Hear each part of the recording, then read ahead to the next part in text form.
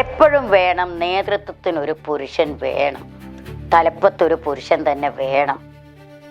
ഇപ്പം പണ്ട് കുറേ ആൾക്കാർ പറഞ്ഞായിരുന്നു ആണിനൊക്കെ തുല്യ അവകാശം പെണ്ണിന് കൊടുക്കണമെന്ന്. അതിപ്പോഴും ഉണ്ട്. ഞാൻ അതിനും എതിരാണ്. ഒരിക്കലും ഒരു പുരുഷന്റെ തുല്യ അവകാശം ഒരു സ്ത്രീക്കാവാൻ പറ്റില്ല.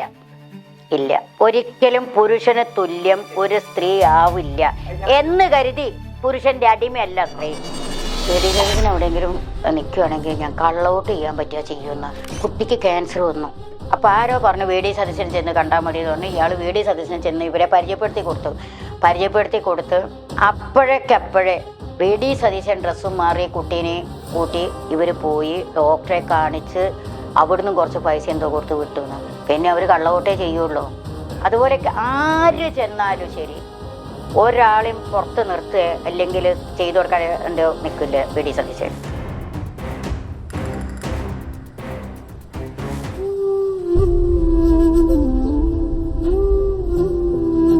പുള്ളി തന്നെ പറഞ്ഞ് എല്ലാവരോടും, സിനിമയിൽ ആദ്യത്തെ മകനാണ് ഞാൻ, എൻ്റെ അമ്മയായിട്ട് അഭിനയിച്ചതാണ്. ഇപ്പോൾ ഞാൻ അന്ന് ആരുമല്ല അമ്മയായിട്ട് അഭിനയിച്ച സമയത്ത്. അപ്പോൾ പുള്ളി ഇത് പറയണമെന്നുണ്ടെങ്കിൽ പുള്ളിയുടെ മനസ്സിൻ്റെ വലിപ്പം തന്നെയാണ്. എല്ലാം കൊണ്ടും ഒരു നല്ല മനുഷ്യൻ തന്നെയാണ് പുള്ളി. കാരണം പുള്ളീനെ ഒറ്റ നോട്ടത്തിൽ കാണുമ്പോൾ പുള്ളിയുടെ സംസാരം, പുള്ളി എന്താ വെച്ചാൽ പറഞ്ഞ പോലെ നേരെ പോകുന്നുള്ളതേ ഉള്ളൂ. ഒരാൾക്ക് വേണ്ടിയിട്ട് ചൂട്ടുപിടിക്കുന്ന സ്വഭാവമൊന്നും പുള്ളിക്കില്ല. അപ്പം അതുപോലെ കോമഡിക്കാണെങ്കിൽ അതിലും അതെ. എന്നോട് പറയും, ഇതേ സിനിമയിലത്തെ ആദ്യത്തെ മകനാണ് ഞാൻ കേട്ടോ, ഇനി വേറെ വലിയ മക്കളൊക്കെ വരുമ്പോൾ ഞാൻ മകനല്ലാതെ അങ്ങനെ പറഞ്ഞാൽ കൊന്നുകളി ഞാൻ എന്നൊക്കെ. ആര് എന്തൊക്കെ പറഞ്ഞോട്ടെ, സുബിക്ക് വേണ്ടി ജീവിച്ചിട്ടില്ല, ആ കുടുംബത്തിന് വേണ്ടിയാണ് ജീവിച്ചത്. ആ കുടുംബം അങ്ങനെയാക്കിയത് അവളൊരൊറ്റ ഇതുകൊണ്ടാണ്.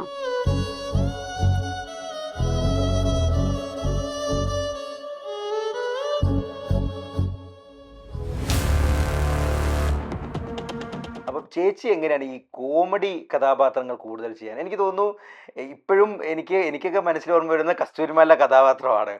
അടിച്ച് തമ്പൂറാക്കി എന്ന് പറയുന്നൊക്കെ ഒരു സീനൊക്കെ, അതൊക്കെ ഭയങ്കര ഇപ്പോഴും ജനങ്ങൾ കണ്ട് ചിരിക്കുന്ന കുറേ കഥാപാത്രങ്ങളാണ് ചേച്ചി. അതുപോലെ തന്നെ ബസ് കണ്ടക്ടറിലെ കഥാപാത്രം, അതുപോലെ പറയാൻ പറ്റുന്നത് നമ്മുടെ എന്താണ് പുലിവാൽ കല്യാണത്തിലെ കഥാപാത്രം. അങ്ങനെ ഒരു എന്താ പറയുക, ഒരു റഫ് ആൻഡ് ടഫായിട്ടുള്ള ക്യാരക്ടറാണ് ചേച്ചിക്ക് കൂടുതൽ കിട്ടിയിട്ടുള്ളത് എന്ന് എനിക്ക് തോന്നിയിട്ടുണ്ട്. അങ്ങനെ ടൈപ്പ് കാസ്റ്റ് ചെയ്യപ്പെട്ടു അല്ലെങ്കിൽ ഒരു തരത്തിലുള്ള കഥാപാത്രത്തിലേക്ക് മാത്രം ചേച്ചീനെ കൊണ്ടേ തള്ളിയിട്ടു എന്ന് ചേച്ചിക്ക് തോന്നുന്നുണ്ടോ മലയാള സിനിമ? അങ്ങനെയൊന്നുമില്ല. അവർക്ക് ഞാൻ ചെയ്യുന്ന കഥാപാത്രം എന്നെക്കാളും നന്നായി ചെയ്യുന്നവരും ഉണ്ട്. പക്ഷേ എന്നെ അതിലേക്ക് കിട്ടി. അപ്പോൾ അവർക്ക് തോന്നി ഞാൻ ചെയ്യേണ്ടത് അവർക്ക് നല്ലതെന്ന് തോന്നി. അതുകൊണ്ട് ഞാൻ അരി മേടിച്ച് പോണു. എനിക്ക് ഇന്ന ക്യാരക്ടർ ചെയ്യണമെന്നൊന്നുമില്ല. പക്ഷെ എന്തെങ്കിലും ചെയ്യാൻ വേണം. അല്ലാണ്ട് വെറുതെ നിന്ന് 2 ഡയലോഗും പറഞ്ഞ് കാശ് മേടിച്ച് പോകുന്നത് എനിക്കിഷ്ടമല്ല. പിന്നെ ഞാൻ തമിഴിൽ ചെന്നപ്പം അവർ പറഞ്ഞ്, ഇത്രയും നല്ലൊരു ആർട്ടിസ്റ്റായിട്ട് നിങ്ങളെ അവർ കണ്ടില്ല എന്ന് പറഞ്ഞു. എനിക്ക് തോന്നുന്നുണ്ട്. അപ്പം ഞാൻ പറഞ്ഞു, അത് നിങ്ങൾ പറഞ്ഞ തെറ്റാണ്. കാര്യം അവിടെ ചെയ്ത് കണ്ടിട്ടല്ലേ നിങ്ങൾ എന്നെ വിളിച്ചതെന്ന് വെച്ചു. അല്ലാണ്ട് നമുക്ക് അവരെ നമ്മൾ മലയാളത്തിൽ കെട്ടാൻ പറ്റൂലല്ലോ. കാരണം ഞാൻ മലയാളത്തിൽ വന്ന് വർക്ക് കസ്തൂരിമാനാണ് എനിക്ക് തമിഴിലേക്ക് എൻട്രി. അതൊരു ഒന്നൊന്നര കഥാപാത്രമായിരുന്നു. അതായത് സാറ്, പക്ഷെ ഞാൻ ലോഹി സാറിന്റെ സൂത്രധാരൻ ചെയ്തിട്ടുണ്ട് സലീംകുമാറിന്റെ അമ്മയായിട്ട്. എൻ്റെ ചെറിയ റോളായിരുന്നു. സിനിമയിലെ ആദ്യത്തെ മകനാണ്. അതായത് ദിലീപ് ഹോമിയോ മരുന്നായിട്ട് വന്നു. ഞാൻ നാടകത്തിൽ വന്ന സമയമാണ്. അപ്പോൾ ആദ്യത്തിലൊരു പ്രാവശ്യം വിളിച്ചപ്പോൾ എനിക്ക് അന്ന് നാടകമുണ്ട്. പിന്നെ വിളിച്ച് ഒറ്റപ്പാലം ഒരു ഹോസ്പിറ്റലായിരുന്നു, അത് അടച്ചിട്ടൊരു ഹോസ്പിറ്റൽ. അപ്പോൾ അങ്ങനെ പറഞ്ഞപ്പം ഞാൻ പോയി. അന്ന് നാടകമില്ല. അപ്പം ഞാൻ വിചാരിച്ചത് സലീംകുമാർ തമിഴിനാണെന്നാണ് വിചാരിച്ചത്.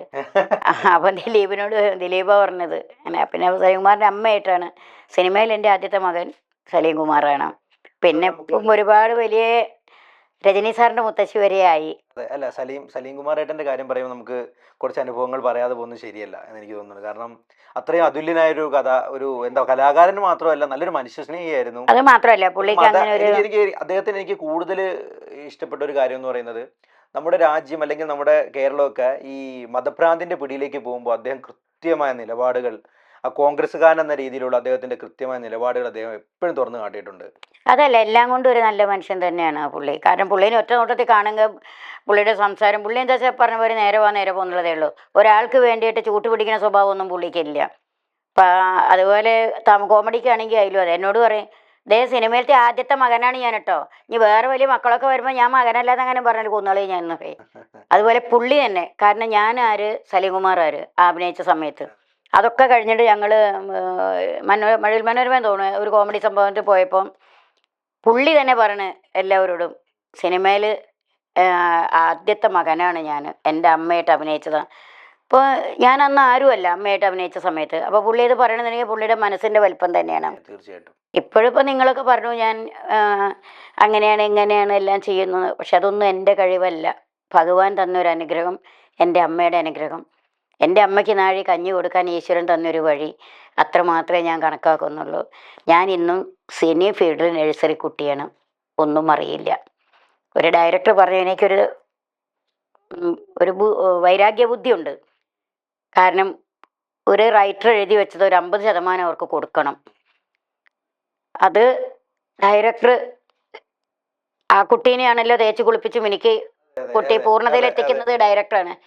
അത് ഒരു 10% കൂടി കൂട്ടി ഒരു 60% ഡയറക്ടർക്കും കൊടുക്കണം എന്നുള്ള ഒരു ബുദ്ധി എനിക്കുണ്ട്. അതൊരു വൈരാഗ്യ ബുദ്ധി തന്നെയാണ്. അതിപ്പോൾ സ്റ്റേജിലാണെങ്കിലും ഞാൻ നാടകം കളിക്കുകയാണെങ്കിലും സ്റ്റേജിൽ നിൽക്കുമ്പോൾ എനിക്ക് ഞാൻ ചെയ്യുന്ന വേഷമാണ് ഏറ്റവും നന്നാവണം. അത് സിനിമയിലാണെങ്കിലും എനിക്ക് നന്നാവണം എന്നുള്ള ആ ഒരു ഇതെനിക്കുണ്ട്. എൻ്റെ കൂടെ നിൽക്കുന്നവരെക്കാളും ഒരു പടി മുകളിലാവണം എന്നുള്ള അതൊരു എൻ്റെ ഒരു നല്ലൊരു സ്പിരിറ്റ് അല്ലേ. അതൊരു സ്പിരിറ്റ് എനിക്കുണ്ട്. അത് തെറ്റോ ശരിയോ എന്ന് എനിക്കറിയാൻ പാടില്ല, സ്വാർത്ഥതയായിരിക്കാം. പക്ഷെ അവരിലും താണു പോകുന്നത് എനിക്കിഷ്ടമല്ല. അപ്പം അതൊക്കെ ഈശ്വരനാണ് അതിൻ്റെ ഒക്കെ ഒരാൾ. ഞാൻ ആരുമല്ല, ഒന്നുമല്ല. ഞാൻ എന്ത് വിചാരിച്ചാലും നടക്കില്ല. ഭഗവാന്റെ ഒരു അനുഗ്രഹം, ആ ഒരു കയ്യൊപ്പുണ്ടെങ്കിൽ മാത്രമേ എല്ലാം നടക്കുള്ളൂ. അതുകൊണ്ടാണല്ലോ ഇപ്പം ഇത്രയും വലിയൊരു എന്താ പറയേണ്ടത്, ഞങ്ങൾ ഇങ്ങനെ വന്നിരിക്കുന്നു, ചേച്ചിയോട് ഇങ്ങനെ സംസാരിക്കുന്നു, എല്ലാം ചേച്ചി അത്രത്തോളം വളർന്നതുകൊണ്ടാണല്ലോ നമ്മൾക്ക് ഇങ്ങനെ വന്നിരിക്കുന്നത്. നിങ്ങളൊക്കെ പറയണു അങ്ങനെ, അത് ഈശ്വരൻ കേൾക്കട്ടെ എന്നുള്ളതേ ഞാൻ വിചാരിക്കുന്നു. ലീല എന്ന് പറയുന്ന ഒരു ആക്ട്രസിനെ അറിയത്തില്ലാത്ത ഒരു മലയാളി ഉണ്ടാവും ഞാൻ വിചാരിക്കുന്നില്ല. മലയാളി എന്നല്ല, എല്ലാ ഭാഷയിലും അറിയാം. തീർച്ചയായും. ഇപ്പൊ മറ്റുള്ള ഇതിലൊക്കെ ചെന്നൈയിൽ പോയാൽ ഇല്ലെങ്കിൽ നമ്മളൊരു യാത്ര ചെയ്യുമ്പോൾ എല്ലാവരും അറിയാം. അത് വലിയൊരു കാര്യം തന്നെയാണ്. അല്ല, നമ്മൾ സ്വാഭാവികമായിട്ടും ചേച്ചി സലീം കുമാറേട്ടന്റെ കാര്യം ആദ്യത്തെ മോനായിട്ട് അഭിനയിക്കുന്നത് പറഞ്ഞു. മരിച്ച സമയത്ത് പോയിരുന്നോ? പിന്നെ കാണാൻ പോയിരുന്നു അല്ലേ? കാണാൻ പോയിരുന്നു. ആശുപത്രി കിടക്കുമ്പോൾ ഞങ്ങൾ ഇവിടെ ഇല്ല, വേറെ സ്ഥലത്ത് നിന്ന് വരികയാണ്. അപ്പോൾ ഞാൻ ഉണ്ണിന്ന് പറയും, സലീമാൻ്റെ എല്ലാ കാര്യങ്ങളും നോക്കണം. അപ്പോൾ ഉണ്ണീനോട് വിളിച്ച് ചോദിച്ചാൽ പറഞ്ഞു ആരെയും കയറ്റണില്ല ലീലമ്മ, അതിനാരെയും കയറ്റാൻ തുടങ്ങിയാൽ ഞാൻ വിളിക്കാമെന്ന് പറഞ്ഞു. അപ്പോൾ സീരിയസ് ആയിട്ട് എന്നിട്ട് ഞാൻ എത്തുന്നതിൻ്റെ മുമ്പ് ഞാൻ വിളിച്ചു രാത്രി. അപ്പോൾ പറഞ്ഞു ഇല്ല, ആരെയും കയറ്റുന്നില്ല പറഞ്ഞു. അതിനെ കാണാൻ പറ്റില്ല. പിന്നെ ഞാൻ വീട്ടിൽ പോയിട്ട് ടൗൺ ഹാളിലൊന്നും ഞാൻ പോയില്ല, വീട്ടിൽ പോയി പിന്നെ എടുത്തതിന് ശേഷമാണ് ഞാൻ പോകുന്നത്. അല്ല, ഈ മരിക്കുന്നതിന് തൊട്ടും അവസാനമായിട്ട് കണ്ട ഞാൻ ഉണ്ട്. അതായത് ഞങ്ങൾ അവരുടെ അമ്പലത്തിൽ ചിറ്റാറ്റുകര എന്ന് പറയും, അവിടെ ഒരു അമ്പലത്തിൽ എന്നെ തിരി കൊളുത്താൻ വിളിച്ചായിരുന്നു. അത് ഇവരുടെ അമ്പലമാണ്. അപ്പോൾ അതിലത്തെ അവരുടെ ഒരു റിലേഷനിൽ പെട്ട ഒരു പയ്യനുണ്ടായിരുന്നു. ആ പയ്യൻ പറഞ്ഞപ്പം എന്നോട് പറഞ്ഞു, അപ്പം ഞാൻ പറഞ്ഞു നമുക്ക് പോകാമെന്ന് പറഞ്ഞിട്ട് ആ പയ്യൻ എന്നോട് പറഞ്ഞു, ഞങ്ങൾ എന്നെ വിളിച്ചു കൊണ്ടുപോകാൻ വന്നേ അവരും ഞങ്ങളും കൂടി വീട്ടിൽ പോയി, സലീംകുമാറിൻ്റെ വീട്ടിൽ പോയി. ഞാൻ 2-3 പ്രാവശ്യം പോയിട്ടുണ്ട് വീട്ടിൽ. ഭാര്യയായിട്ട് നല്ല കണക്ഷനാണ്. അപ്പോൾ ചെന്നപ്പോൾ വർത്താനൊക്കെ പറഞ്ഞു. ഞാൻ പറഞ്ഞു നീ പോരിനില്ല വെച്ചു. ഞാനില്ല ചേച്ചി, എനിക്ക് വയ്യ, ചേച്ചി പോയിട്ട് വാ. ഞാൻ പറഞ്ഞു നീയും കൂടി ഉണ്ടാവുമെന്നാണ് ഞാൻ വിചാരിച്ചത്. ഞാൻ ഇല്ല ചേച്ചി പോയിട്ട് വാന്ന് പറഞ്ഞു. കുറേ കാര്യങ്ങളൊക്കെ പറഞ്ഞു, കുറേ തമാശയൊക്കെ പറഞ്ഞ്. ആ സമയത്തൊക്കെ അത്യാവശ്യം ക്ഷീണിതനായിരുന്നു. അന്ന് പുള്ളിക്ക് വയ്യെങ്കിലും കൂടിയിട്ടും പുള്ളി ക്ഷീണിതനാണെന്നുള്ളത് ഒരാളെയും പുള്ളി അറിയിക്കില്ല. നല്ല സ്ട്രോങ് ആയിട്ട് തന്നെ സംസാരിക്കുകയും ചെയ്യും. മരിക്കുന്നതിന് തൊട്ട് മുമ്പ് അല്ല, അതപ്പം ഞാൻ പറയാൻ വരുന്നത്, ഞാൻ പോയിട്ടുണ്ടായിരുന്നു. പക്ഷേ കാര്യം ഇപ്പം ഞാൻ ആ സ്റ്റേജിലേക്ക് കയറി ചെന്ന ആരും ഒന്നും പറയില്ല. പക്ഷെ അത് ശരിയല്ലല്ലോ. സലീംകുമാറിനെ കണ്ടപ്പോൾ, അതായത് ഇരിക്കാൻ വയ്യ പുള്ളിക്ക്, ശ്വാസം മുട്ടിയിട്ട് ഇങ്ങനെ ഇരിക്കുമ്പോഴും ഇങ്ങനെ ശ്വാസം മുട്ടി ഇരിക്കണം. കയറി ചെല്ലണമെന്നുണ്ടായിരുന്നു എനിക്ക്. പക്ഷെ അത് നമ്മൾ ശരിയല്ലല്ലോ ചെയ്യുന്നത്. കാര്യം ആരും ഒന്നും പറയില്ല, വി ഡി സതീശനാണെങ്കിലും പറയില്ല, അവരാരും പറയില്ല. പക്ഷെ എന്നാലും അതൊരു മര്യാദയല്ലല്ലോ, മര്യാദക്കേട് നമ്മൾ ചെയ്യുന്നത് ശരിയല്ല. പക്ഷെ പിന്നെ ഞാൻ വിചാരിച്ച് മരിച്ച് ഇങ്ങനെ സീരിയസ് ആണെന്ന് പറഞ്ഞപ്പോൾ ദൈവമേ അന്നൊന്ന് കയറി ഒന്ന് കാണാമായിരുന്നു എന്ന് തോന്നി എനിക്ക്. അത് ഭയങ്കര ഒരു ഇത് തന്നെയാണ്. എന്താ പറയുക, പക്ഷെ അത്രയൊക്കെ വെച്ചിട്ടുള്ളൂ, അത്രയേ കൊടുത്തിട്ടുള്ളൂ. പക്ഷെ ഭാര്യ കട്ട നിന്ന് എല്ലാം ചെയ്ത് നല്ലൊരു ജീവിതം തന്നെ അവരുടെ. അത് അവനെപ്പോഴും പറയും, അവരുടെ ഫ്രണ്ടിൽ ഒരു ഫോട്ടോ ഉണ്ട്, അച്ഛനും അമ്മയും 2 മക്കളും കൂടി നിൽക്കുന്നത്. ഇതൊക്കെ കഴിഞ്ഞിട്ട് ഞാൻ പോരുമ്പോൾ ആ ഫോട്ടോ എനിക്ക് അറിയാതെ ഒന്ന് നോക്കിപ്പോയി നമ്മളെ നിയന്ത്രണം വിട്ടുപോകും. അതുപോലെയായിരുന്നു അവരുടെ ജീവിതം. അത്രയും ഹാർഡ് കോർ ഒരു ബന്ധമായിരുന്നു അല്ലേ? തറയ്ക്ക് ദൃഢമായ അച്ഛനും അമ്മയും മക്കളും. ഈ മകൻ നമ്മുടെ ചന്തുവായിട്ട് ചെയ്തിട്ടില്ല, വർക്ക് ചെയ്തിട്ടില്ല. പക്ഷെ എനിക്ക് പരിചയമുണ്ട്. കണക്ഷൻ ഞങ്ങൾ ബന്ധങ്ങളുണ്ടോ? എന്നാളും ചെന്ന് ഞങ്ങൾ സംസാരിച്ചു. അപ്പം രണ്ടുപേരും ഉണ്ടായിരുന്നു. എന്തെങ്കിലും സലീം കുമാറായിട്ടുമായിട്ട് ബന്ധപ്പെട്ട് ഈ ഫസ്റ്റ് അഭിനയിച്ചു എന്ന് പറഞ്ഞില്ല, അതുപോലെ തന്നെ ഇതിൻ്റെ അകത്ത് വലിയൊരു കഥാപാത്രം മണവാളൻ, അതൊന്നും മലയാളികൾ അത് മറക്കാൻ കഴിയാത്ത പുലിവാർക്കില്ല. അത് പുലിവേൽ കല്യാണം. അതെ അതെ, അതിൻ്റെ അകത്തൊക്കെ എനിക്ക് തോന്നുന്നു ഒത്തിരി സീൻസിലുണ്ട്, ഒരുമിച്ചുണ്ട്. ഉണ്ട്, ഉണ്ട്. അശ്വനുമായിട്ടാണ് കൂടുതലെങ്കിലും ഇവർ രണ്ടുപേരും എല്ലാവരും അങ്ങോട്ട്. എല്ലാവരും ഉണ്ട്, കൊച്ചിനനിയൊക്കെ ആയിട്ടൊക്കെ ഉണ്ട്. അപ്പോൾ അത്തരത്തിൽ ഈ അങ്ങനെ എന്തെങ്കിലും ഓർത്തെടുക്കാൻ ഉള്ള എന്തെങ്കിലും രസകരമായിട്ടുള്ള അനുഭവങ്ങളുണ്ടോ? ഇപ്പം പെട്ടെന്ന് പറഞ്ഞാൽ ഇപ്പം ഒന്നും കിട്ടൂല. അതിനകത്ത് മറ്റേ ഇതേ ഉള്ളൂ, വെള്ളം കോരി ഒഴിക്കുന്നുണ്ടല്ലോ. ആ, അനീഫ്കയുടെ അതെ അതെ അതെ അതെ. മേലേക്ക് അനീഫ്ക വെള്ളം കോരി സലീമിന്റെ മേലേക്ക് ഒഴിക്കണേ. അന്നേരം പറയാം ഇപ്പം കുറച്ചും കൂടി മാറ്റി നിർത്തി കുളിപ്പിച്ചോടോ നിനക്ക്. അപ്പോൾ പിന്നെ എന്തോ ഇവിടെ പ്രായം കഴിഞ്ഞ പെണ്ണുങ്ങളുണ്ട്. അപ്പോൾ സലീം ചോദിക്കുക ആരാണ്, ഞാൻ തന്നെ. അപ്പോൾ എന്തോന്ന് പറയാം, പ്രായപൂർത്തിയായ പെണ്ണുങ്ങളുണ്ട് എന്ന്. അപ്പോൾ സലീം പറയും പ്രായപൂർത്തിയല്ല ഷഷ്ടിപൂർത്തിയാന്നുള്ളത്. പ്രായപൂർത്തിയല്ല ഷഷ്ടി. അങ്ങനെ ഒരുപാട് ഞങ്ങൾ ചെയ്ത പടത്തിലൊക്കെ ഞങ്ങൾ അങ്ങനത്തെ ഇതായിട്ട് അങ്ങോട്ട് കൊടുക്കും, ഇങ്ങോട്ട് അപ്പോൾ മേടിക്കും, അങ്ങോട്ട്. അങ്ങനെ തന്നെയാണ്. ഞങ്ങൾക്ക് സ്ക്രിപ്റ്റ് ഒന്നും വേണ്ട. അല്ല, അതൊക്കെ സത്യത്തില് ഇത് സ്ക്രിപ്റ്റിലുള്ള ഇത് ഇത് സ്ക്രിപ്റ്റിലുണ്ട്. ഇത് സ്ക്രിപ്റ്റിലുണ്ട്. സ്ക്രിപ്റ്റിലുള്ള പക്ഷേ കുറച്ചുണ്ടെങ്കിൽ ഞങ്ങൾ പിന്നെ അത് വളർത്തിക്കൊണ്ട് വരും. എന്തെങ്കിലും ഓർക്കുന്നുണ്ടോ അങ്ങനെ? ഒന്നും ഓർക്കണില്ല, പെട്ടെന്നൊന്നും കിട്ടൂല. കാരണം എന്താ പറയാ, അതൊന്നും പിന്നീട് നമുക്ക് ഓർക്കാൻ പറ്റൂല. അതെ അതെ അതെ അതെ. അല്ല, അതുപോലെ തന്നെ നമ്മൾ ഈ കൂട്ടി വായിക്കേണ്ട ഒരു വ്യക്തിയാണ് സുബി സുരേഷ്, നമ്മുടെ മരിച്ചുപോയ സുബി ചേച്ചി. സുബി, അയ്യോ സുബി ഭയങ്കര കണക്ഷൻ ആയിരുന്നു. അവൾ മരിക്കുന്നതിന്റെ കുറച്ച് മുമ്പാണ് ഇവിടെ ഓണത്തിനോ വിഷുവിനോ എന്തിനോ വന്ന് അമ്മയ്ക്കും എനിക്ക്. അപ്പോൾ ഇവള് സെറ്റ് സാരി കൊണ്ടുവന്നപ്പോൾ ഞാൻ സെറ്റ് സാരി ഉടുക്കാറില്ല. അപ്പോൾ ഞാൻ പറഞ്ഞടി ഞാൻ ഉടുക്കാറില്ല, അത് നീ ഇനിയും പോകുന്നുണ്ടല്ലോ, നീ അവർക്ക് കൊടുത്തോ, എനിക്ക് വേണ്ട എന്നാണ്. അപ്പോൾ അമ്മയ്ക്ക് സെറ്റ് മുണ്ട് കൊണ്ടുവന്നു, എനിക്ക് സെറ്റ് സാരി കൊണ്ടുവന്നു. എനിക്ക് വേണ്ട, ഇത് നീ കണ്ടില്ല എൻ്റെ അലമാരിയിൽ ഇഷ്ടം പോലെ ഉണ്ട്. അപ്പോൾ നീ ഇനിയിപ്പോൾ കൊണ്ടുവന്ന് ഞാൻ എടുത്തില്ല, അതുകൊണ്ട് അതെ അമ്മയുടെ എടുത്തുമല്ലോ, എനിക്ക് വേണ്ട പറഞ്ഞു. അപ്പോൾ ഞാൻ ഉടുക്കില്ല, നീ ഇനി പോകുമ്പോൾ ആർക്കേം കൊടുത്തോ. അവൾ കൊണ്ടുപോയിട്ട് അത് മാറ്റിയിട്ട് എനിക്ക് സെറ്റ് മുണ്ട് വാങ്ങിയിട്ട് ഇവിടെ കൊണ്ടുവന്ന് കൊടുത്തിരിക്കണം. അപ്പം ഞാനിവിടെ ഇല്ലായിരുന്നു. ഭയങ്കര കമ്പനിയായിരുന്നു. അത് അമ്മ ഇടയ്ക്കിടയ്ക്ക് വിളിക്കായിരുന്നു. ഇപ്പം കുറച്ച് നാളായിട്ട് വിളിക്കാറില്ല.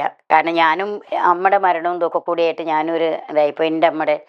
പക്ഷെ ഞാനൊന്ന് വിളിച്ച് സംസാരിച്ചാൽ അവർക്ക് കുറേ സമാധാനമാണ്. അപ്പോൾ അവർക്ക് സുബിയുടെ അവർ പറയണ ആ ഒരു സാന്ത്വനം എനിക്ക് കിട്ടുന്നു ലീല വിളിക്കുമ്പോൾ. എന്നെ വിളിച്ചാൽ അപ്പം കരച്ചില്ല, ഭയങ്കര. കാരണം ഒരിക്കലും ആരും വിചാരിക്കാത്ത രീതിയിലുള്ളൊരു. പക്ഷെ വേറെ കാര്യമാണ്, അവൾക്ക് വേണ്ടി ജീവിച്ചിട്ടില്ല. ആര് എന്തൊക്കെ പറഞ്ഞോട്ടെ, സുബിക്ക് വേണ്ടി ജീവിച്ചിട്ടില്ല. ആ കുടുംബത്തിന് വേണ്ടിയാണ് ജീവിച്ചത്. ആ കുടുംബം അങ്ങനെയാക്കിയത് അവളൊരൊറ്റ ഇതുകൊണ്ടാണ്. പിന്നെ അവർക്ക് ബിസിനസ്സും ഒക്കെ ഉണ്ടായിരുന്നല്ലോ. അച്ഛനും ഞാനോട്ട് നല്ല ഇതാണ്. ഇവിടെ വന്നിട്ടുണ്ട്, അച്ഛനും ഒക്കെ വന്നിട്ടുണ്ട്. ഒരു മലയാളിക്കും മറക്കാൻ കഴിയാത്ത ഒരു, ആരും പ്രതീക്ഷിക്കാത്ത സംഭവം അല്ലേ. ഐഷ അന്നൊക്കെ ആള് വീട്ടിലും പോയി, ഞാൻ ടൗൺ ഹാളിലും പോയി, ഞാൻ മരിച്ചിട്ട് കാണാൻ കഴിയില്ല. ചിന്തിക്കാൻ പറ്റൂല. പക്ഷെ ഞാൻ പറയുമ്പോൾ അങ്ങനത്തെ കാഠിന്യങ്ങളൊന്നും ദൈവം കൊടുക്കരുത് ആർക്കും. അതും അവസാന നിമിഷമാണ് അറിയുന്നത്. അതാണ് ഭക്ഷണ സമയത്ത് കഴിക്കില്ലായിരുന്നു. അല്ല, അത് തന്നെ. അത് അവർക്ക് നല്ല ഒരുവിധം എല്ലാവർക്കും ഉള്ള കാരണം എന്താ വെച്ചാൽ നമ്മൾ ഈ തിരക്കിനിടയിലല്ല, അതല്ല, നമ്മൾക്ക് ഈ നല്ലൊരു വിശപ്പ് വരുന്ന സമയത്ത് നമുക്ക് കഴിക്കാൻ പറ്റും. വിശപ്പ് വരുന്നിടത്ത് നല്ല മുട്ടിഞ്ഞ ഷൂട്ടിംഗ് ആയിരിക്കും. നല്ല ക്ലൈമാക്സ് അല്ലെങ്കിൽ വേറെ.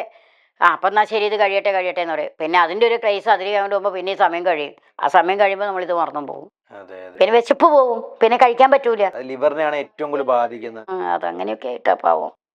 അതും അത്രയും ആയുസ് ദൈവം കൊടുത്തിട്ടുണ്ട്. എന്തെങ്കിലും വേറെന്തെങ്കിലും സുബിചേച്ചിയായിട്ട് ബന്ധപ്പെട്ട് എന്തെങ്കിലും മെയിനായിട്ട് ഈ സുബിചേച്ചി അവതരിപ്പിക്കുന്ന കൂട്ട്, അതായത് നമ്മുടെ എന്താ അല്ല, ഞങ്ങൾ കുട്ടിപ്പട്ടാളം എന്ന് പറഞ്ഞ പ്രോഗ്രാം ഞങ്ങളുടെയൊക്കെ എൻ്റെയൊക്കെ ചെറുപ്പത്തിൽ ആ ഉണ്ട്. എനിക്കൊന്നും ഒരു 10, 12, 13 വയസ്സുള്ളപ്പോഴൊക്കെ ആ പ്രോഗ്രാം സൂര്യയിൽ ഞങ്ങളൊക്കെ അതിൻ്റെ സ്ഥിരം. ഞാനതിന് ഒന്നാമത്തെ കാര്യം, എനിക്ക് ഈ വകയൊന്നും കാണാനൊന്നും പറ്റില്ല. അധികം ഞങ്ങൾ അഭിനയിച്ചിട്ടില്ല. 1, 2 പടത്തിലേ അഭിനയിച്ചിട്ടുള്ളൂ. അല്ല, വ്യക്തിപരമായിട്ടുള്ള അടുപ്പമായിരുന്നല്ലേ? ഞങ്ങൾ വ്യക്തിപരമായിട്ടുള്ള അടുപ്പമാണ്. എവിടെയെങ്കിലും ചെന്നാൽ ഞങ്ങൾ കാണുമ്പോഴത്തെ, അല്ലാണ്ട് അധികം ഞങ്ങൾ 1, 2 കോമഡി ഇതിലേ ചെയ്തിട്ടുള്ളൂ. അതുപോലെ 1, 2 കോമഡി ഷോയും ചെയ്തിട്ടുണ്ട്. ചേച്ചി ചെയ്തിട്ടുണ്ടോ? സിനിമയില്. പക്ഷേ സിനിമയില് സുബി ഞാനും ചെയ്തില്ല. ഇല്ല, സിനിമയിൽ ആകെ 2 പ്രാവശ്യം ചെയ്തിട്ടുള്ളൂ. അന്നൊന്നും അത് ഒന്നും എനിക്ക് വലിയൊരു ഇതില്ലായിരുന്നു. പിന്നെ അവർ വിളിക്കുമ്പോൾ നമ്മൾ പോവാതിരിക്കാൻ പറ്റില്ലല്ലോ. അങ്ങനെ അല്ലാണ്ട് ഞങ്ങൾ അധികം ഫീൽഡിൽ കൂടിയുള്ള ഇതല്ല. എങ്ങനെയാണ് ബന്ധം വന്നതെന്ന് എനിക്കറിയില്ല. അത് വല്ലാത്തൊരു ആത്മബന്ധമായി പോയി അത്. അങ്ങോട്ടും ഇങ്ങോട്ടും പോക്കും വരവും എല്ലാമായിട്ട്. എങ്ങനെ ലോഹി സാറുമായിട്ടുള്ള എങ്ങനെയാ ഒരു ലോയ് സാറായിട്ട് ഒരു കണക്ഷനും ഇല്ല. എന്നാൽ ഞാൻ ലോയ് സാറും തൊട്ടടുത്താണ് താമസിക്കുന്നത്. അത് സാറ് പറയുകയും ചെയ്തു. ഇത്രയും നാൾ എങ്ങനെയാണ് ഈ കസ്തൂരിമാനിലേക്ക് എത്തപ്പെടുന്നത്? കസ്തൂരിമാനിലേക്ക് എത്തപ്പെടുന്ന എങ്ങനെയാ വെച്ചാൽ എന്നെ, അതായത് ഗുരുവായൂർ വിനോദ് എന്ന് പറഞ്ഞ ഒരു കൺട്രോളർ ഉണ്ടായിരുന്നു. ആ, അപ്പോൾ ഇവർ കുറേ പെണ്ണുങ്ങളെയൊക്കെ കൊണ്ടുവന്നു, ഒന്നും സാറിന് ഇഷ്ടപ്പെട്ടില്ല. അപ്പോൾ അങ്ങനെ വിനോദ് പറഞ്ഞു നമുക്ക് കുളപ്പുള്ളി ലീല ചേച്ചീനെ ഒന്ന് വിളിക്കാമെന്ന് പറഞ്ഞു. അപ്പോൾ എന്നെ വിളിച്ചിട്ട് ഇവർ കോൺവെൻറ്റിലെങ്ങാണ്ട് ഷൂട്ട് ചെയ്യുന്ന സമയത്ത് ഞാൻ നാടകത്തിന് പോകല്ലേ, എന്നെ വിളിച്ചിട്ട് പറഞ്ഞു ഇങ്ങനെ ലോഹി സാർ ഇന്ന സ്ഥലത്തേക്ക് ചെല്ലാൻ പറഞ്ഞിട്ടുണ്ട്, ഒരു പടത്തിൻ്റെ ഇതിനാണെന്ന് പറഞ്ഞു. അപ്പോൾ ഞാൻ അവിടെ ചെന്നപ്പോൾ സുകുമാരൻ, അപ്പോൾ പിന്നെ സുകുമാരനല്ല, വീണ വേറൊരു പേരാണ്, അയാൾ വീണിട്ടുണ്ട് ക്യാമറയിൽ വന്ന്. അപ്പോൾ ആ പേര് കൂട്ടിയാണ് അയാളെ വിളിക്കുക. സുകുമാരൻ സാർ അന്ന് തടിച്ച സുകുമാരനാണ് ഉണ്ടായിരുന്നത് കസ്തൂരിമാന്. ആ, അപ്പോൾ അല്ല, അത് അയാൾക്ക് അത് ഇടുന്ന ഇതിന് ഇതിൻ്റെ ക്യാമറമാൻ്റെ പേര് പറ്റി ഓർമ്മയില്ല. അയാൾക്ക് അതിനുള്ള ഞാൻ ആദ്യം ചെയ്ത പടം. അപ്പോൾ അതിൻ്റെയാണ് മറ്റേ തടിച്ച സുകുമാരനുള്ളത്. വേണു ഇതിൻ്റെ ക്യാമറാമാൻ വേണു. അപ്പോൾ രണ്ട് വേണു ഉണ്ട് ക്യാമറാമാൻ. ഒരു വേണു എങ്ങാണ്ട് ക്യാമറാമാൻ വീണിട്ടുണ്ടെന്ന് ഒരു വേണു സാറ്. അപ്പോൾ വേണു എന്നാണ് അതിനെ പറയണത്. അപ്പോൾ ഈ വേണു ആണ് അന്ന് ഉണ്ടായിരുന്നത്. അപ്പോൾ ലോഹി സാറ് വിളിച്ച് ചെന്നു. അപ്പോൾ എന്നോട് അപ്പോൾ ലോഹി സാറ് പിന്നെ അറിയാലോ, സംസാരിക്കാറൊന്നുമില്ല. ആള് സൂത്രധാരൻ കണ്ടു പോകുന്നത് അത് നാടകത്തിന് മുമ്പിലല്ലേ, അതൊന്നും ഓർമ്മയില്ല എനിക്ക്. അപ്പോൾ ചേച്ചിയുടെ മുടി അഴിച്ചാൽ തറയിൽ വീഴുമെന്ന് ചോദിച്ചു. ഞാൻ പിന്നെ സാറേ തറയിൽ വീഴണമെങ്കിൽ നമുക്ക് വീഴ്ത്താം, പക്ഷെ അത് ഞാൻ എടുത്തിട്ടില്ല, ഇത് തറയിൽ വീഴില്ല എന്ന് പറഞ്ഞു. ഞാൻ അപ്പോൾ മുടിയൊന്ന് അഴിച്ചിടാൻ പറഞ്ഞു. എൻ്റെ നായികയ്ക്ക് മുടി വേണമെന്ന് പറഞ്ഞു. അപ്പോൾ ഞാൻ മുടി അഴിച്ചിട്ട് നല്ല ഉള്ളുണ്ടായിരുന്നു, നല്ല ചുരുണ്ട് നല്ല തിക്കുള്ള മുടിയാണ്. ആ, കുഴപ്പമില്ല എന്ന് പറഞ്ഞു. അപ്പോൾ ശരി വിളിക്കാട്ടോ എന്ന് പറഞ്ഞു. അപ്പോൾ പടമൊക്കെ തുടങ്ങിയപ്പം പിള്ളേർ പറഞ്ഞു വിനോദേട്ടന് ചിലവ് ചെയ്യണം കേട്ടോ പറഞ്ഞു. ഞാൻ ചോദിച്ചു എന്തേന്ന്. വിനോദേട്ടനാണ് ചേച്ചിയുടെ പേര് പറഞ്ഞു. അപ്പോൾ വിനോദ് പറഞ്ഞു ഞാൻ പറഞ്ഞിട്ടൊന്നല്ല പൊന്നു ചേച്ചി, ഞാനൊന്നുമല്ല, പറച്ചമ്പുരാൻ ഇറങ്ങി വന്നാലും ശരി സാറ് സമ്മതിക്കൂല, സാറിന് ഇഷ്ടപ്പെട്ടെങ്കിൽ മാത്രമേ സമ്മതിക്കൂ. സാറിന് ഞാൻ പേര് പറഞ്ഞപ്പോൾ ചേച്ചിയെ കാണണമെന്നായി, അപ്പോൾ ചേച്ചിയെ ഇഷ്ടപ്പെട്ടു, അതുകൊണ്ടാണെന്ന് പറഞ്ഞത്. അങ്ങനെയാണ് ഞാൻ കസ്തൂരിമാനിലേക്ക് വരുന്നത്. കസ്തൂരിമാനിലേക്ക് വന്നിട്ട് ഫസ്റ്റ് എടുക്കുന്ന സീൻ അംബിക മോഹനാണ് അതിൽ, മീരാ ജാസ്മിൻ്റെ അമ്മയായിട്ട് സോനയും. അപ്പോൾ സോനയുടെ അമ്മായിയമ്മയാണല്ലോ, ഷമ്മിയാണല്ലോ സോമൻ. അപ്പോൾ ഇവരിങ്ങനെ അടിച്ചു വരും കൊണ്ട് നിൽക്കുമ്പോൾ ഞാൻ വന്നിട്ട് ഇവളെ ശപിക്കുന്ന സീന, നിൻ്റെ കെട്ടിയവന് പഴുക്കപ്ലാവിലെ വീഴുമ്പോൾ അല്ലടി പ്ലാവിൻ്റെ മുകളിൽ നിന്ന് വീണ് ചത്തത് എന്നൊക്കെ, ഇത് എൻ്റെ വീടാണ് എന്നൊക്കെ പറഞ്ഞു കഴിഞ്ഞിട്ട് വീടുണ്ടാക്കിയത് നിങ്ങളുടെ പണമുള്ളൂ, സ്ഥലം എൻ്റെ എന്നൊക്കെ പറഞ്ഞുള്ള തല്ലൂട്ടാണ്. ഈ തല്ലൂട്ടം കഴിഞ്ഞ് ഞാൻ അകത്തേക്ക് ചെന്നപ്പോൾ സോനയുടെ അമ്മ എന്നോട് പറഞ്ഞു ലീലയ്ക്ക് അവാർഡ് ഉറച്ചതാണ് പറഞ്ഞു. ഞാൻ പറഞ്ഞു ഇപ്പോൾ അവാർഡ് വരും തരാൻ ഞാൻ മതിയെന്നു. എല്ലാവരും പറഞ്ഞു കസ്തൂരിമാനിൽ എനിക്ക് അവാർഡ് കിട്ടുമെന്ന് പറഞ്ഞു. പക്ഷെ നമ്മളതൊന്നും ആഗ്രഹിക്കണില്ല, നമുക്ക് വർക്ക് കിട്ടണം. അപ്പോൾ അത് സാറ് ഒരു ഇൻ്റർവ്യൂവിൽ പറഞ്ഞത്, എന്നോട് പിള്ളേർ പറഞ്ഞതാണ്, സാറ് പറഞ്ഞതെന്ന്, ഞാൻ എഴുതി വെച്ച ക്യാരക്ടർ ഞാൻ കണ്ടതിനേക്കാളും സൂപ്പറായിട്ട് ചേച്ചി ചെയ്തു തന്നു. എനിക്ക് വളരെ സന്തോഷമായി. വേറൊരാൾക്ക് എനിക്ക് തോന്നുന്നില്ല അത്രയും നല്ല രീതിയിൽ ചെയ്യാൻ പറ്റുമെന്ന് എനിക്ക് തോന്നുന്നില്ല മലയാള സിനിമയിൽ. ഒരു പ്രാവശ്യം മേക്കപ്പ് ഇടുമ്പോൾ ജയേന്ദ്രനാണ് മേക്കപ്പ് ഇട്ടിരുന്നത്, അവൻ തമിഴേ സംസാരിക്കൂ. അപ്പോൾ സാറ് പറഞ്ഞു ചേച്ചി വൃത്തികേടാക്കാൻ പറ്റുന്നിടത്തോളം വൃത്തികേടാക്കിക്കോളാൻ പറഞ്ഞു. ഞാൻ പറയാ ഞാൻ സൗന്ദര്യം ഇല്ലാത്തതുകൊണ്ടാണല്ലേ അങ്ങനെ പറയണത്. അപ്പോൾ എനിക്ക് മേക്കപ്പ് ഇട്ട് കണ്ണാടി ഉണ്ടപ്പോൾ തോന്നി ഇച്ചിരി കറുപ്പ് പോരാൻ തോന്നി എനിക്ക്. അപ്പം ഞാൻ പറഞ്ഞു ജയ ഇവിടെ ഇച്ചിരി കറുപ്പ് പോരാന്ന് പറഞ്ഞു. അപ്പോൾ ഇവൻ എന്നെ ഇങ്ങനെ അടിമുടി നോക്കിയിട്ട് പറഞ്ഞു അമ്മ ഞാൻ ഇത്രയും വർഷമായി സിനി ഫീൽഡ് വന്നിട്ട് കറുപ്പ് പോരാന്ന് ഒരാൾ ആദ്യമായിട്ടാണ് പറയണത്. ആ, അപ്പോൾ എന്നിട്ട് അത് അപ്പം അതുപോലെ തന്നെ അതിൻ്റെ ഏറ്റവും വലിയ മേക്കപ്പിൻ്റെ ഒരു ഗുണം എന്ന് പറഞ്ഞാൽ എൻ്റെ ഹസ്ബൻഡിന് സുഖമില്ല ഉണ്ടായി. അതുകൊണ്ട് ക്ലൈമാക്സിൽ എനിക്ക് കുറച്ച് ചെയ്യാൻ പറ്റിയിട്ടില്ലല്ലോ കസ്തൂരിമാനിൽ. അപ്പോൾ പുള്ളിക്ക് വയ്യാണ്ടായപ്പോൾ പുള്ളീനെയും കൊണ്ട് ഹോസ്പിറ്റലിൽ പോയി. വിനോദാണ് വന്നത്. അപ്പോൾ വിനോദ് പുള്ളീനെയും കൊണ്ട് അങ്ങോട്ട് കടന്നു. ഞാൻ പുറകെ ചെന്നു ഡോക്ടറെ ഇങ്ങോട്ട് അകത്തേക്ക് കയറണ്ടെന്ന് പറഞ്ഞു ഡോക്ടർ. അപ്പോൾ വിനോദ് അങ്ങോട്ട് പോയപ്പോഴേ അങ്ങോട്ട് കയറണ്ട പുറത്ത് ഇരുന്നാൽ മതി പറഞ്ഞു അവിടെ നിന്ന്. അപ്പോൾ വിനോദ് വന്നപ്പോൾ എന്താ ചേച്ചി പുറത്തേക്ക്, അവനെ ഡോക്ടറിനെ പുറത്താക്കിയെന്ന്. അപ്പോൾ വിനോദ് അകത്തേന്ന് പറഞ്ഞാൽ പിന്നെ അത് ആർട്ടിസ്റ്റാണ്, പിച്ചക്കാരിയാ അല്ല അതൊരു ആർട്ടിസ്റ്റാണ്, അവിടെ നിന്നാണ് വന്നത് പറഞ്ഞു. സോറി എന്ന് പറഞ്ഞ അയാൾ. കാരണം അതുപോലത്തെ മേക്കപ്പ് അതുപോലെ തന്നെ എനിക്ക് പല്ലി മൊത്തം ഇതെല്ലാം കറുപ്പിച്ച് അത് തമിഴിൽ ചെയ്തപ്പോൾ തല കറങ്ങി വീണുപോയി ഞാൻ. ഇവരാ മുറുക്കണേന് പുകല കൂട്ടി. കസ്തൂരിമാൻ തന്നെ തമിഴിലും ഇറങ്ങിയിട്ടുണ്ടായിരുന്നു അതാണ് എനിക്ക് തമിഴിലേക്ക് എൻട്രി കസ്തൂരിമാനാണ്. തമിഴിൽ ചെയ്തു, പ്രസന്നയായിരുന്നു അതില്, പ്രസന്ന മീര ജാസ്മിൻ. പക്ഷെ പടം അത്ര അങ്ങ് പോയില്ല. സോനയുടെ സംഭവം വിനോദിനിയാ ചെയ്തിരുന്നത്. ഇവിടെ കസ്തൂരിമാൻ വൻ വിജയമായിരുന്നു. അടിപൊളി. 101 ദിവസം ഇതിന്റെ ഉള്ളിൽ എവിടെയുണ്ട്. കൊറേ എടുത്ത് ഞാൻ കെട്ടിവെച്ചിട്ടുണ്ട്. കസ്തൂരിമാൻ വൻ വിജയം. നല്ല സോങ്ങും നല്ല ചിത്രം, നല്ല അസലായിട്ട് ചെയ്തു. അപ്പം സ്വാഭാവികമായിട്ടും അവസാനമായിട്ട് ഒരൊറ്റ ചോദ്യം കൂടി നമുക്ക് ചോദിക്കാതെ പോകത്തില്ല. അതുകൊണ്ട് നമ്മൾ അവസാനമായിട്ട് ഒരു ചോദ്യം ചോദിക്കുകയാണ്. ഇന്നത്തെ കാലഘട്ടത്തിന് ആ ചോദ്യത്തിന് വളരെ അനിവാര്യത ഉണ്ടെന്ന് തോന്നുന്നു. അതായത് ചേച്ചി, വൃദ്ധസദനങ്ങൾ ഓരോ ദിവസം കൂടുമ്പം മുട്ടി മുട്ടി പൊട്ടി മുളയ്ക്കുന്ന സമയമാണ്. ചേച്ചിയുടെ അമ്മേനെ എങ്ങനെയാണ് നോക്കിയെന്ന് ചേച്ചിയുടെ പല വീഡിയോസിലൂടെയും ചേച്ചിയുടെ കണ്ണ് നിറഞ്ഞുകൊണ്ട് ചേച്ചി ആ മാതൃവാത്സല്യത്തിൻ്റെ നല്ല ഓർമ്മകൾ ചേച്ചി പങ്കുവയ്ക്കുന്നത് ഞാൻ കണ്ടിട്ടുണ്ട്. നമുക്കറിയാം, ഇന്ന് കേരളത്തിൻ്റെ ഓരോ ജില്ലകൾ നോക്കിയാലും ഓരോ ദിവസം കൂടുമ്പോഴും ഓരോ വൃദ്ധസദനം കൂടി വരികയാണ്. അതായത് പെറ്റ വയറിനെ കൊണ്ടുപോയി പുറന്തള്ളുന്ന ഒരു സമൂഹമായി കേരളത്തിലെ യുവാക്കൾ, അല്ലെങ്കിൽ അതും ഈ വലിയ വിദ്യാഭ്യാസം ഇല്ലാത്തവരോ അല്ലെങ്കിൽ സാമ്പത്തികം ഇല്ലാത്തവരോ അല്ല ഇങ്ങനെ കൊണ്ടുപോയി. ഏറ്റവും സാമ്പത്തികമുള്ളവരും ഏറ്റവും ഉന്നതിയിൽ നിൽക്കുന്നവരുമാണ് ഈ അമ്മമാരെ കൊണ്ട് അല്ലെങ്കിൽ അച്ഛന്മാരെ കൊണ്ടുപോയി ഈ വൃദ്ധസദനത്തിൽ ഏൽപ്പിക്കുന്നത്. ഇത്തരത്തിലുള്ളവരോട് ചേച്ചിയുടെ അനുഭവം കൊണ്ട്, ചേച്ചി കൈവെള്ളയിലാണ് അമ്മേനെ കൊണ്ടു കിടന്നത്, ചേച്ചിക്ക് എന്താണ് പറയാനുള്ളത്? ഒന്നും പറയാനില്ല. ആ ഒരു പ്രായത്തിൽ അവരെത്തിയിട്ട് അവരുടെ മക്കൾ അവരങ്ങനെ ചെയ്യുമ്പോഴേ അവരത് അനുഭവിക്കുള്ളൂ. ഇപ്പം അങ്ങനെ കുറച്ച് അമ്മമാരെങ്കിലും നോക്കാൻ വേണ്ടിയിട്ട് ഞാൻ ഇന്നൊരു ട്രസ്റ്റിന്റെ രജിസ്ട്രേഷൻ കഴിഞ്ഞിട്ടാണ് വന്നത്. നിങ്ങൾ എന്നെ വന്ന് കാത്തുക്കുമ്പോൾ ഞാൻ പോയത് രജിസ്ട്രേഷൻ, അവൻ പറഞ്ഞത് ഇത് രജിസ്ട്രേഷൻ ചെയ്യാനാണ് ഞങ്ങൾ പോയത്. അതിന്റെ രജിസ്ട്രേഷൻ കഴിഞ്ഞു. ഒരു 10 അമ്മമാർക്ക് ഭക്ഷണം അരിയും അവരുടെ എല്ലാം നോക്കി നടത്താൻ കഴിയണം. പിന്നെ കുറേ പഠിക്കാൻ കഴിവില്ലാത്ത കുട്ടികളുണ്ട്. അങ്ങനെ ഒരുപാട് ആൾക്കാർ പലതും ചെയ്യണമെന്ന് മനസ്സിൽ ആഗ്രഹങ്ങളുണ്ട്. ഭഗവാൻ എവിടെയാണ് എത്തിക്കുകയെന്നറിയില്ല. പിന്നെ ഇപ്പം എൻ്റെ കൂടെ ഇപ്പോൾ ഉള്ളത് അപ്പു എന്ന് പറഞ്ഞാണ്. അവനെൻ്റെ മാനേജറുമാണ്. പിന്നെ എൻ്റെ എല്ലാ ഇപ്പോഴത്തെ ഡേറ്റും കാര്യം ഒക്കെ നോക്കുന്ന മാനേജറാണ്. പിന്നെ മകനെ പോലെ തന്നെയാണ്. പിന്നെ എനിക്ക് കുറച്ച് പിള്ളേരുണ്ട് ഒരു കൂട്ടത്തിലുണ്ട്. പിന്നെ തിലകൻ, സുജീഷ്, പിന്നെ എൻ്റെ കൂട്ടുകാരത്തിയായിട്ട് തന്നെ, കൂട്ടുകാരത്തൊന്നും പറയാൻ വേണ്ടി പേരക്കുട്ടിയുടെ പ്രായമേ ഉള്ളൂ, സുരഭി. പിന്നെ ഇപ്പം അവൻ്റെ അമ്മയാണ് ഇവിടെ കണ്ടില്ലേ, അവള്. അപ്പോൾ ഞങ്ങളിപ്പം ഇന്ന് ഒരു രജിസ്ട്രേഷൻ കഴിഞ്ഞേ ഉള്ളൂ, 6 പേര് കൂടി. അവന് ഏറ്റവും നന്നായിട്ട് ഈ സംഭവം കൊണ്ടുപോകണമെന്ന് ഇവന് ഇപ്പം 2 വർഷമായിട്ടുള്ള ഇവൻ്റെ ഏരിയത്തെത്തിയിട്ട് അവൻ്റെ ആഗ്രഹം. അവൻ ഓരോ കാര്യങ്ങളും അതിനെക്കുറിച്ച് എന്നോട് പറഞ്ഞു വരുമ്പോൾ ഞാൻ അത്ഭുതപ്പെട്ടു പോകുന്നുണ്ട്. ഓരോ കാര്യങ്ങൾ. ഇപ്പോൾ തിലകൻ എന്ന് പറഞ്ഞാൽ ഞാൻ പ്രസവിക്കാത്ത എൻ്റെ മകനാണ്. അതുപോലെ തന്നെ അവനാണ് ഇതിന് എല്ലാം ഞങ്ങൾ എല്ലാവരെയും ഒരു ഇതായിട്ട് നിൽക്കുന്നത്. അവനോട് പോലും ഓരോ കാര്യങ്ങൾ അവൻ പോലും പറയാത്ത ഓരോ കാര്യങ്ങൾ ഇവനപ്പം എന്തായാലും അങ്ങനത്തെ ഒരു സപ്പോർട്ടൊക്കെ കിട്ടിയപ്പോൾ എനിക്ക് തോന്നി ഒരമ്മ നമ്മളെ കൈവിട്ട് പോയപ്പോൾ 10 അമ്മമാർക്കെങ്കിലും ഭക്ഷണം കഞ്ഞി കൊടുക്കാൻ സാധിക്കണം, അവരുടെ കാര്യങ്ങൾ നോക്കാൻ നടക്കണം. അതിന് എൻ്റെ അമ്മയുടെ പ്രാർത്ഥന ഉണ്ടാവും എനിക്ക് ഉറപ്പാണ്. എൻ്റെ അമ്മ കഴിച്ചില്ലെങ്കിലും ആരെങ്കിലും വന്നു കഴിഞ്ഞാൽ അമ്മ കൊടുക്കുന്ന വ്യക്തിയാണ്. ആ അമ്മയുടെ അനുഗ്രഹവും പ്രാർത്ഥനയാണ് ഇന്ന് എനിക്കത് രജിസ്റ്റർ ചെയ്യാൻ കഴിഞ്ഞത്. എൻ്റെ ആഗ്രഹം ഉണ്ടായിരുന്നു അമ്മ ജീവിച്ചിരിക്കുമ്പോൾ അമ്മയെ കൊണ്ട് ആ കെട്ടിടത്തിന് വിളക്ക് കൊളുത്തിക്കണം എന്നായിരുന്നു. അത് കഴിഞ്ഞില്ല.